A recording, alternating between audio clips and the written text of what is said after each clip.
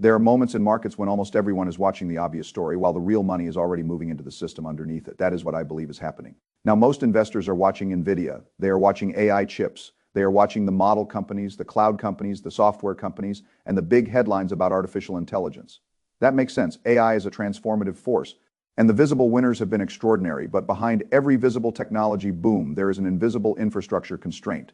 The internet needed fiber, cloud computing needed data centers, electric vehicles needed batteries, charging infrastructure, lithium, copper, and grid capacity. AI needs power.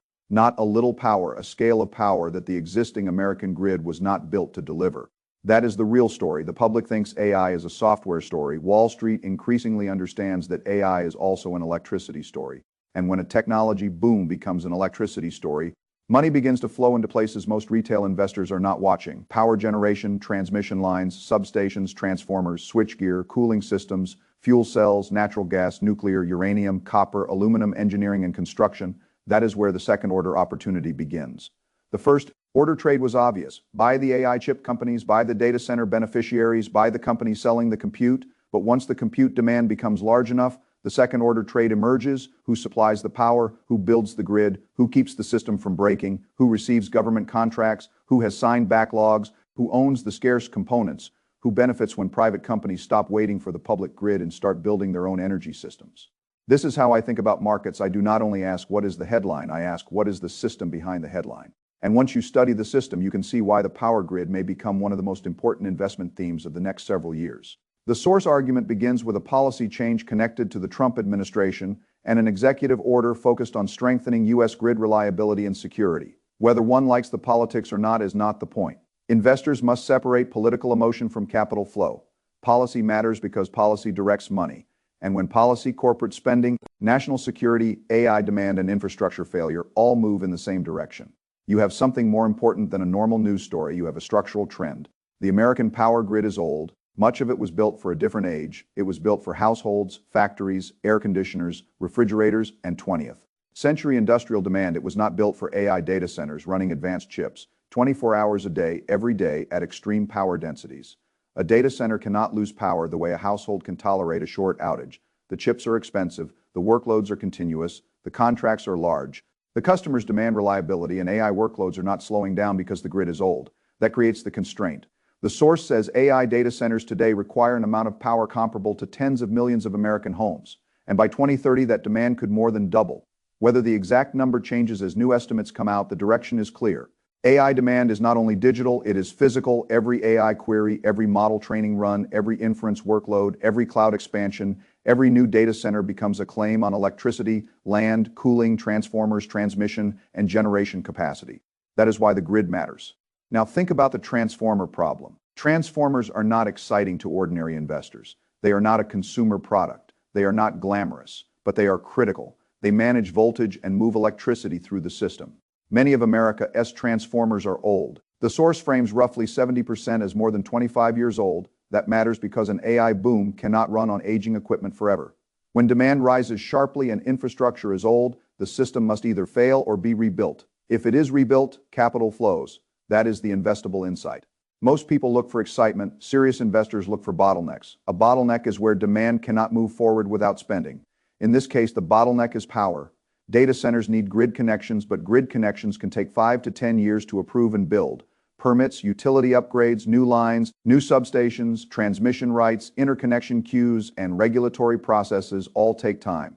AI demand is moving in months. Grid infrastructure moves in years. That mismatch creates private solutions. Large technology companies cannot wait for the public grid to catch up, so they are going off-grid, or at least building power generation and energy systems directly beside or near their data centers.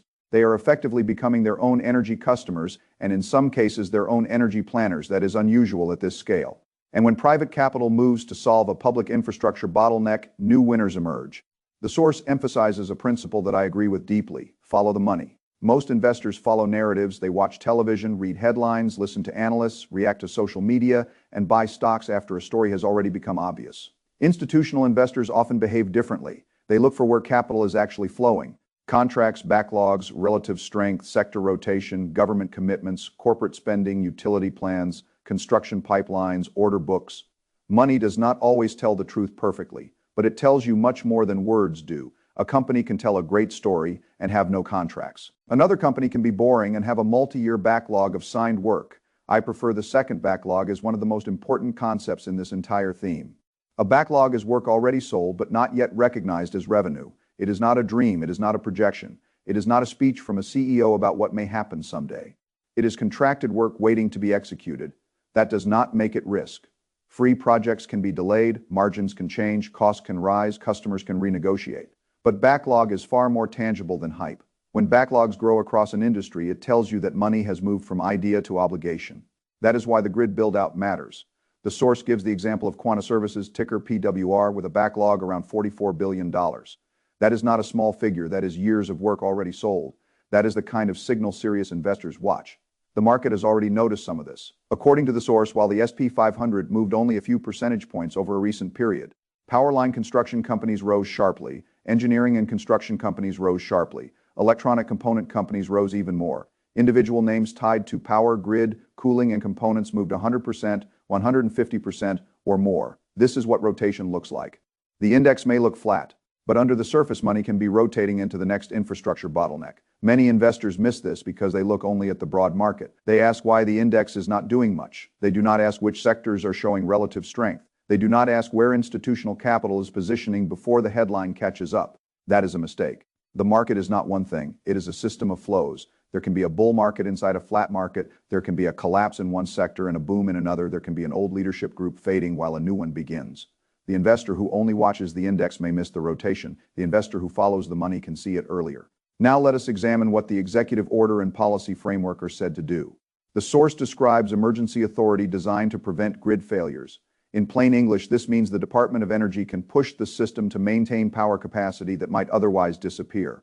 Plants that were scheduled to close may be kept open if the grid cannot afford to lose capacity. This is important because AI data centers do not care about the politics of energy. They need power that works all the time. Wind and solar can be useful. They are part of the energy mix. But they are intermittent. Solar does not generate at night. Wind depends on weather. Battery storage can help but has limits.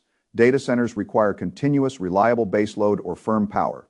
That means natural gas, nuclear, certain forms of backup power, fuel cells, and other reliable sources become more valuable. The policy direction also fast. Tracks power purchase agreements for the military and critical facilities. This is important because long-term power purchase agreements can create predictable revenue streams. If a company signs a 10, 15, or 20-year agreement to supply power, that is very different from a speculative revenue hope. For investors, long-term contracted revenue matters. It reduces uncertainty, it improves financing, it can support valuation, it can attract institutional capital. The source frames a very large government commitment to grid rebuilding, along with a Department of Energy program focused on transmission line upgrades. The exact final flow of money will depend on policy, appropriations, execution, and legal structure. But the broad direction is clear. The government wants more grid reliability. AI wants more power. The military wants secure power. Utilities need upgrades. Data centers need speed. Private capital is moving. That is a powerful alignment. When government urgency meets corporate urgency, projects happen. Now let us go through the 5 opportunity areas because this is where the investment framework becomes practical. The first area is off-grid or on-site power generation. This may be the most immediate bottleneck because data centers cannot wait years for grid interconnection. If a large technology company wants to build an AI facility and the utility cannot provide power fast enough, the company must find another way. That is why fuel cells, natural gas generators, small modular reactors, and other on-site power systems matter. Bloom Energy is one of the names in this category. Bloom makes fuel cells that can generate electricity on-site, often using natural gas. The key is that the power can be placed close to the customer. It does not require waiting for long-distance transmission lines in the same way. The source highlights a major deal with Oracle for data center power. The stock had already risen strongly over the prior 6 months, which tells you that the market was not waiting for the mainstream narrative. Investors saw the direction earlier, but strong price movement creates a second question. Is the opportunity still early, or has the market already priced in too much? This is where discipline matters. A stock can double and still be early if the order book and addressable market are expanding dramatically. A stock can double and be dangerously overvalued if the move is ahead of the fundamentals. You have to look at contracts, margins, cash flow, balance sheet, backlog, customer concentration, and execution risk. Do not buy only because a theme is right. A correct theme at the wrong price can still be a bad investment. The next name in on-site power is Oklo, ticker Oklo, which is connected to small modular nuclear reactors. The source discusses a deal with Meta related to powering an Ohio data center. Small modular reactors are attractive in theory because they can provide firm, carbon-free power with a smaller physical footprint than traditional nuclear plants. The appeal to technology companies is obvious. AI companies need huge amounts of reliable power. They also want to claim low carbon or carbon-free energy. Nuclear can fit that need. But investors must respect the risk. Small modular nuclear is not simple. Regulation is complex. Timelines can be long, costs can rise. Licensing matters, public perception matters, execution matters. A signed relationship or memorandum is not the same as a reactor operating profitably at scale. So the investment question is not only, is nuclear coming back? The investment question is, which companies can actually deliver commercial projects on timelines and economics that justify the valuation? That is a harder question. Still, the nuclear renaissance is real enough to study because Microsoft, Amazon, Google, Meta, and other large technology companies are exploring nuclear solutions.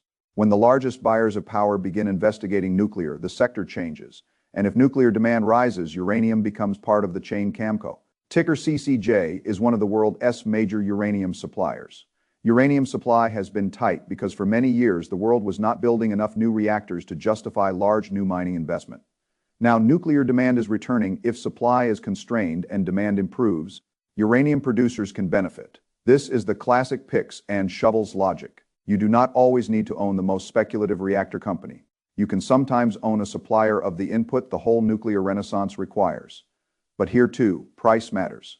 Commodity producers are cyclical. Uranium prices can be volatile, political risk matters, mine development takes time, contracts matter. Do not confuse a strong long-term theme with a straight-line stock price. The second opportunity area is physical grid builders. This is the most direct infrastructure layer. If the grid must be upgraded, someone must build transmission lines, substations, power systems, and utility infrastructure. This work is not theoretical. It requires engineering, labor, equipment, permitting, and execution. Quanta Services is central in this category. It is one of the largest grid infrastructure contractors in North America. It builds transmission lines, substations, and other high-voltage infrastructure. The source mentions its $44 billion backlog and a major deal with NiSource to build 3 gigawatts of new grid capacity. This is the kind of company that may benefit when the United States decides to rebuild and expand the grid. It does not need AI to be a pure software story. It needs wires, towers, substations, and electricians. That is why boring can be powerful. Investors often dismiss boring companies because they lack the glamour of AI chips. But when a boring company sits in the path of unavoidable spending, the stock can become very exciting. The key is backlog, margins, labor capacity, execution risk, and valuation. A backlog is good, but if the work is done at poor margins, the value may not translate fully to shareholders. Infrastructure construction can face cost overruns, labor shortages, supply bottlenecks, and project delays. Serious analysis must include those risks. Mastech, ticker MTZ, is another name in the physical infrastructure category. It builds power lines and pipelines. This matters because the energy transition and AI power demand are not only about electricity. Natural gas pipelines may be needed to supply gas-fired power plants that support data centers and the grid. This is an important point. The energy system is interconnected. Data centers need electricity. Electricity may require gas generation. Gas generation requires pipelines. Pipelines require builders. Builders require materials. Materials require suppliers. A single AI data center can create demand across multiple industrial chains. Argon, ticker AGX, is described as a power plant contractor that designs and builds new power plants. If the government keeps coal and gas plants open and builds new capacity, power plant contractors may receive more work. Again, the issue is execution. Contracts, margins, and backlog. Comfort Systems, ticker FIX, is connected to mechanical and electrical contracting for data centers. This is a very important layer because data centers are not just buildings full of chips. They require enormous cooling, electrical systems, airflow, liquid cooling, backup power, and specialized construction. AI chips run hot. Traditional cooling is often not enough. So companies that can design and install advanced cooling and electrical infrastructure may become essential. This is why the data center build-out is not only a semiconductor theme, it is also an engineering and construction theme. The third opportunity area is components. This may be the picks and shovels layer beneath the picks and shovels layer. Every data center, substation, transmission upgrade, and power plant needs specialized components: power modules, switchgear, circuit boards, cooling systems, transformers, electrical distribution equipment, thermal management. These are not optional. If the build-out continues, component demand follows. Viker, ticker Viker. is one example. The company makes power modules, AI chips, and high-performance computing systems need efficient power conversion. Power must be delivered to the chips in the right form with high efficiency, low loss, and reliability. As chips consume more power, power conversion becomes more important. Powell Industries, ticker POWL, makes switchgear and electrical distribution equipment. Switchgear controls and protects electrical systems in a data center or substation. You need to manage where electricity flows and prevent overloads. This is not glamorous, but it is critical. Vertiv, ticker VRT, makes thermal management and cooling systems. The AI data center boom has made cooling one of the central constraints. More powerful chips create more heat. More heat requires advanced cooling solutions. Air cooling alone may not be enough for future densities. Liquid cooling, heat rejection, power management, and facility engineering become essential. Companies like TTMI and AEIS also sit in the component and power electronics ecosystem. They may supply circuit boards, power systems, and specialized electronic components that become more valuable as the infrastructure build-out grows. The important principle is that component suppliers can sometimes benefit from the whole ecosystem without needing to pick the exact winning data center operator or AI model company. If everyone needs the component, the supplier can win across the field. But there is risk here too. Component companies can be cyclical, margins can fluctuate, customers can inventory too much, technology requirements can change, valuations can become stretched when the theme becomes popular. The investor must still do the work. The fourth opportunity area is raw materials. You cannot build a power grid without metal. Transmission lines require aluminum. Wiring and transformers require copper. Nuclear requires uranium. Power infrastructure is physical, and physical build-outs require commodities. This is the part many investors ignore because they are trained to think in software terms. But energy infrastructure is not software. It is matter: steel, copper, aluminum, concrete, uranium, transformers, cables, turbines, substations, cooling equipment, land, and labor. When demand for physical infrastructure rises, raw material suppliers can benefit. The source mentions aluminum plays such as Century Aluminum, ticker CENX, and Alcoa, ticker AA. It also links the theme to tariffs on foreign metals.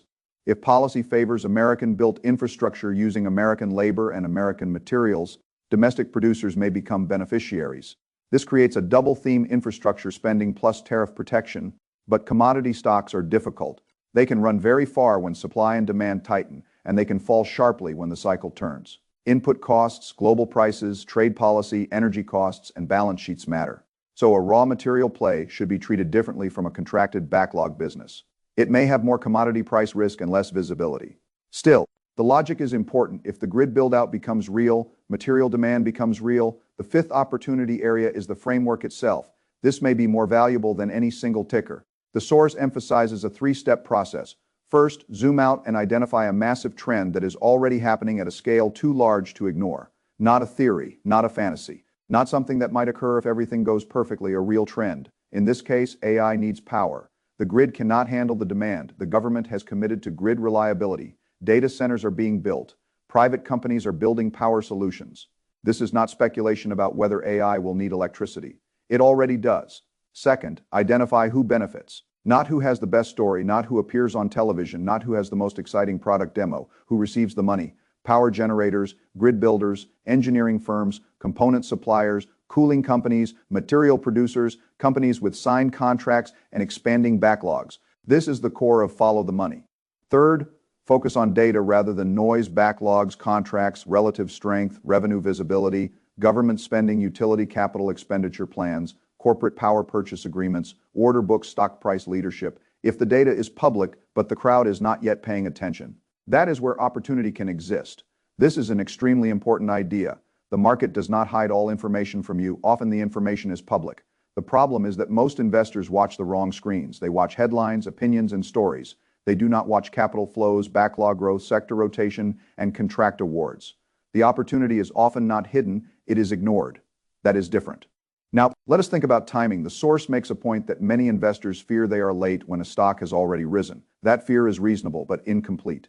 In institutional investing, being very early is not always ideal. If you are too early, capital can sit for years, while the thesis does not yet express itself. You can endure dilution, opportunity cost, and emotional fatigue. Many investors give up before the move happens. Being a little late can be better if the thesis has begun to prove itself. When the data starts confirming the trend, risk can actually be lower than it was before. You may pay a higher price, but you get more evidence. This is a subtle point. Early investors get the lowest price, but the highest uncertainty. Later investors get more evidence, but a higher price. The best entry is often after confirmation begins, but before the mainstream fully prices the opportunity. That is where follow the money matters. You are not trying to buy the exact bottom, you are trying to identify the early institutional rotation before the general public understands the full theme. That is how a stock can already be up and still not be done. But this must be handled carefully. A stock up 100% is not automatically a buy. It may be extended, it may need a pullback, it may have priced in years of growth.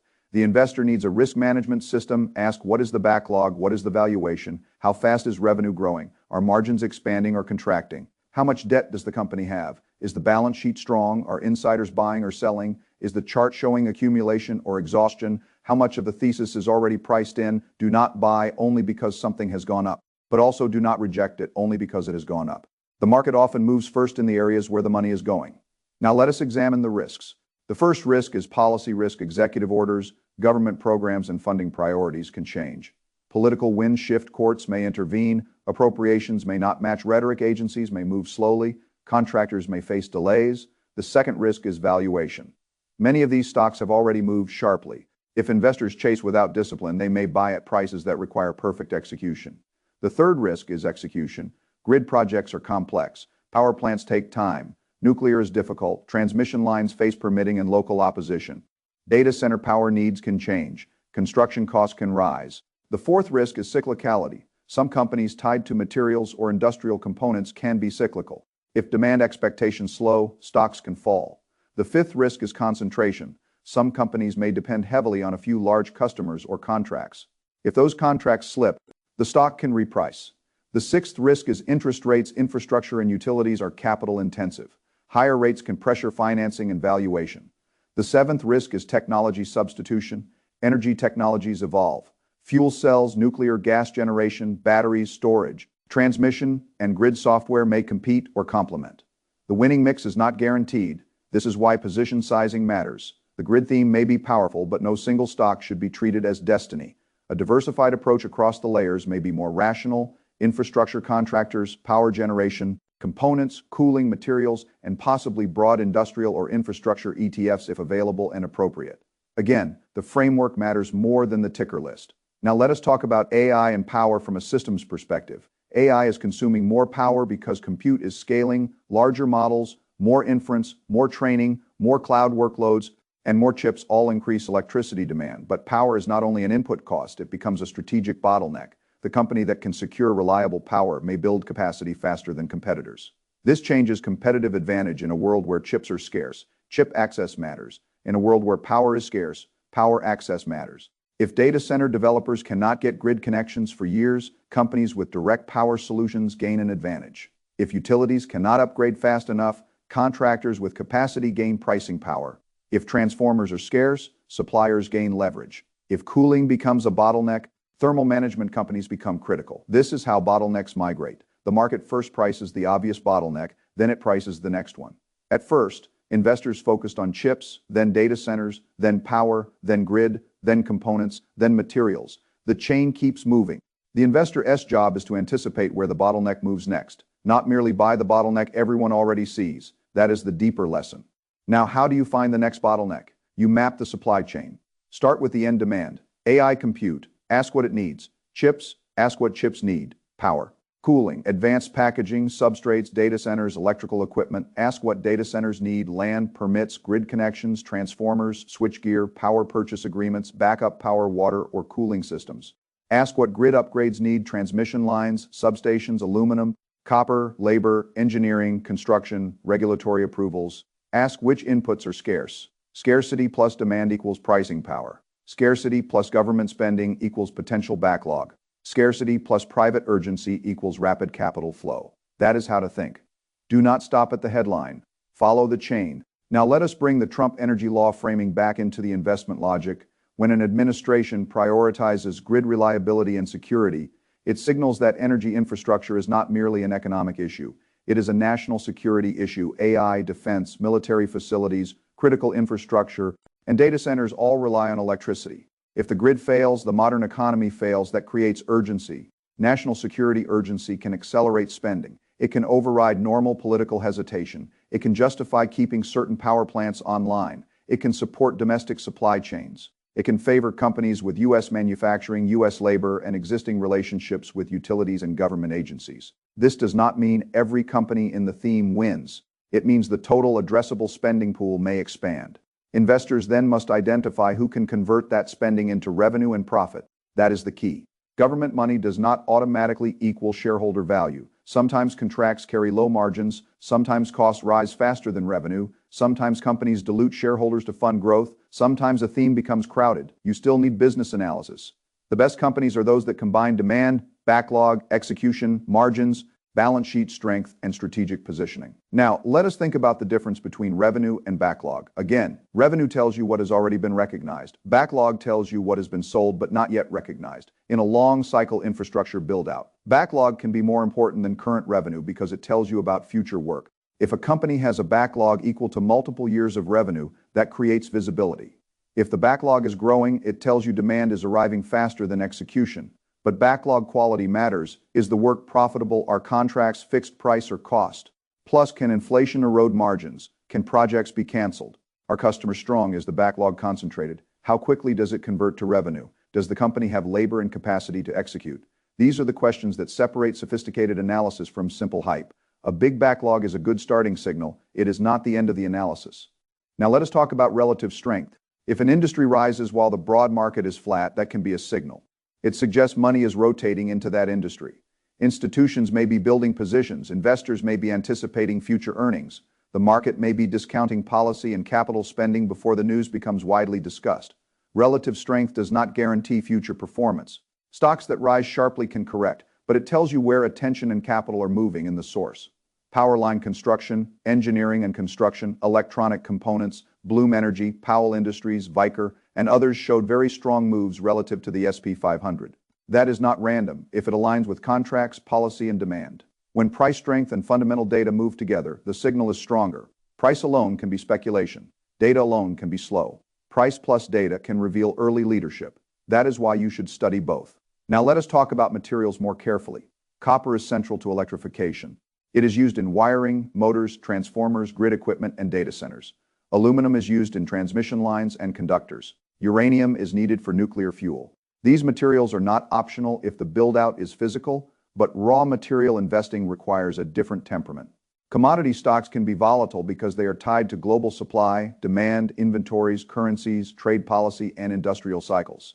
A company may be well-positioned, but if commodity prices fall, earnings can fall, so material names can be powerful but should be sized appropriately. They may be better as part of a basket rather than a single large bet. The same is true of nuclear names. Nuclear may become very important, but timelines are long and regulatory risk is high. A uranium miner, a reactor developer, and a utility with nuclear assets all have different risk profiles. Investors must not group them together lazily. Theme labels are not enough. Now let us consider the role of natural gas. If data centers need reliable power quickly, natural gas may become an important bridge. Gas-fired power plants can provide firm capacity. They can be built faster than nuclear. In many cases, they can complement renewables. They can serve data centers directly or through the grid. This benefits gas infrastructure, pipelines, turbines, engineering firms, and power plant contractors.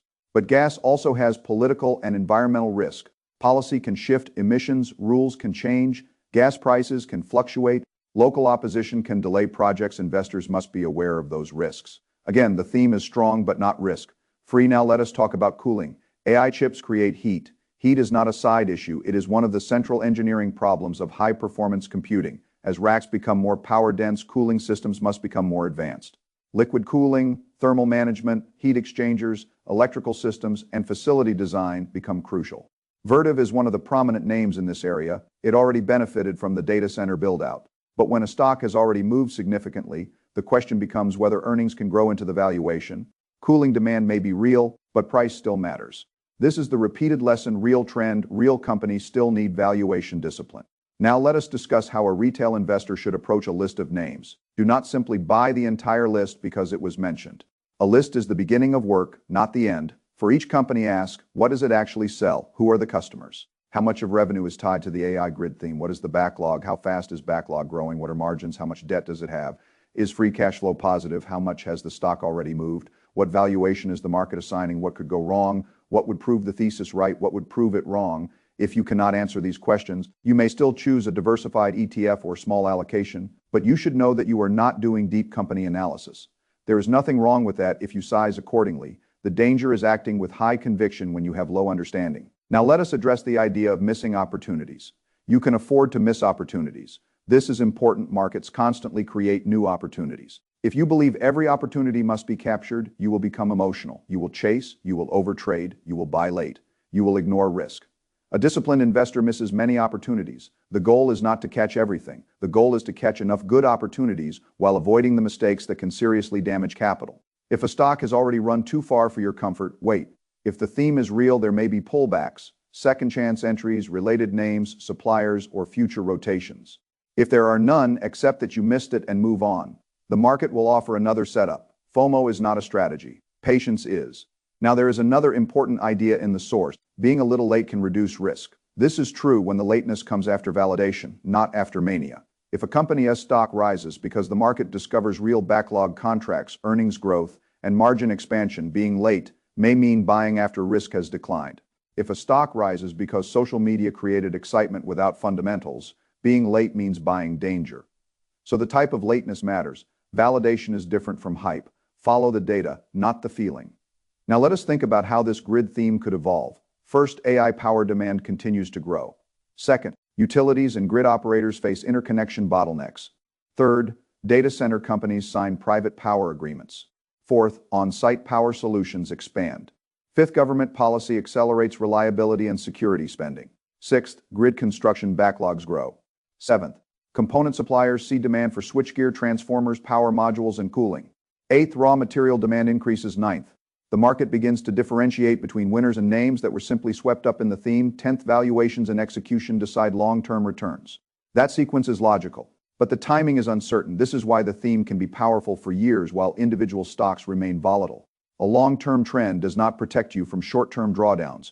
You need both conviction and risk control. Conviction without risk control becomes stubbornness. Risk control without conviction becomes paralysis. Good investing requires both. Now let us talk about the macro connection. This energy and grid build-out also intersects with fiscal policy, industrial policy, national security, AI competition, deglobalization, and domestic manufacturing. The United States is trying to maintain technological leadership. AI leadership requires compute. Compute requires power. Power requires infrastructure. Infrastructure requires materials and construction. If supply chains are vulnerable, domestic production becomes more important. This is why tariffs and domestic materials matter in the source. If policy favors American inputs, domestic aluminum and other material producers may benefit, but tariffs can also increase costs for downstream companies. The investor must understand both sides. A tariff can help a domestic producer. It can hurt a company that uses imported materials. Policy creates winners and losers. Do not assume all companies in the broad theme benefit equally. Now let us think about what could break the thesis. A sharp slowdown in AI data center spending could reduce demand. Technology improvements could make AI workloads more energy efficient than expected. Regulatory delays could slow projects. Interest rates could remain high and make infrastructure financing harder. Political changes could reduce or redirect funding. Commodity prices could reverse. Valuations could become too expensive. Companies could fail to execute. Backlogs could turn into lower margin work. Utilities could face local opposition. Nuclear timelines could stretch. Natural gas infrastructure could face environmental resistance. These risks do not invalidate the theme. They define what must be monitored. A thesis that cannot be tested is not an investment thesis. It is a belief. I prefer testable principles. If backlog keeps rising, contracts convert, margins hold, and CapEx plans expand, the thesis strengthens. If backlog stalls, margins compress, contracts are delayed, and valuations remain high, the thesis weakens. This is how to update. Now let us bring the framework into a more general lesson. Every major investment opportunity follows a path. A large trend becomes undeniable. The obvious winners move first. Then the bottlenecks appear. Capital flows into the bottleneck. The companies with real contracts begin to show relative strength. The crowd notices later. The story becomes popular. Valuations rise. The market then separates real winners from weak participants. This pattern repeats in AI. Chips move first, then data centers. Then power, then grid, then components, then materials. The next bottleneck may be something else: cooling. Water, land, transformers, skilled labor, copper, permitting, backup power, nuclear fuel, gas turbines, software for grid management. Your job is not to memorize one list. Your job is to learn how to follow the bottleneck, that is the transferable skill. The source tries to get the viewer to understand that the system matters more than the single video. I agree with that. A stock idea is temporary, a framework is durable. If you know how to zoom out, identify the trend, locate the bottleneck, follow the money, and evaluate who has signed work, you can find future opportunities in other sectors too. Defense, energy, healthcare, water, semiconductors, cybersecurity, infrastructure, industrial automation. The same process applies. Where is the unavoidable demand? Where is the bottleneck? Who gets paid? Who has backlog? Who has pricing power? Who has relative strength? Who has real contracts? Who is still ignored by the crowd? That is the system. Now, let us close by putting this in the investor's mind. The AI revolution is not only about the companies selling intelligence, it is about the companies making intelligence physically possible. The world can talk about models all day, but models need chips. Chips need data centers. Data centers need power. Power needs infrastructure. Infrastructure needs components. And components need materials. If one layer breaks, the whole growth story slows. That is why the grid is not a side issue, it is a foundation. The source frames a very large opportunity. Trillions of dollars moving toward energy and grid infrastructure because AI is stressing an old system that can no longer handle the load. The policy environment is beginning to support that build-out. Some sectors have already shown strong relative performance. Some companies have large backlogs, some suppliers sit in critical bottleneck positions. That is enough to study seriously. It is not enough to buy blindly. The disciplined approach is to identify the layers: on-site power generation, nuclear, and uranium. Physical grid builders, data center, electrical and cooling contractors, specialized components, raw materials, then analyze companies within each layer, backlog, contracts, margins, balance sheet valuation, execution, relative strength, risk. Then build exposure carefully. If the risk fits your portfolio, maybe through individual names, maybe through baskets, maybe through broader infrastructure or industrial funds, maybe not at all if the valuation is too high or the risk does not fit. The choice must be yours. But do not ignore the system, because while most people are still arguing about AI chips, the money may already be moving into the infrastructure required to power those chips.